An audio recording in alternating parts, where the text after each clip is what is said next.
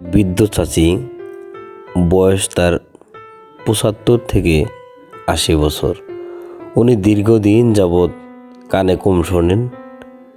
অবশেষে আজকে ওনারা আমার হসপিটালে নিয়ে আসেন। আমি ২ কানই পরীক্ষা করে দেখি, এক কান পুরোপুরি বন্ধ, কানের ভিতরে ইনফেকশন হয়ে আছে এবং অন্য কানে ইম্প্যাক্টেড অক্স হয়ে আটকে আছে, যার কারণে সে কোনোভাবেই কানে শুনতে পাচ্ছিল না। আমি খুব আস্তে আস্তে, খুব ধীরে ধীরে, খুব সতর্কতার সহিত আমি তার কানের সমস্ত ময়লাগুলি বের করে দিই।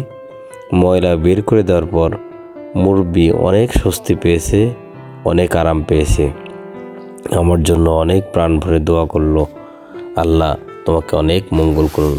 আমি বৃদ্ধ চাষির জন্য দোয়া করি, আল্লাহ তাআলা যেন ওনাকে সুস্থতার সহিত দীর্ঘ নেক হায়াত দান করেন এবং যতদিন জীবিত আছেন তাকে যেন সমস্ত বিপদ আপদ থেকে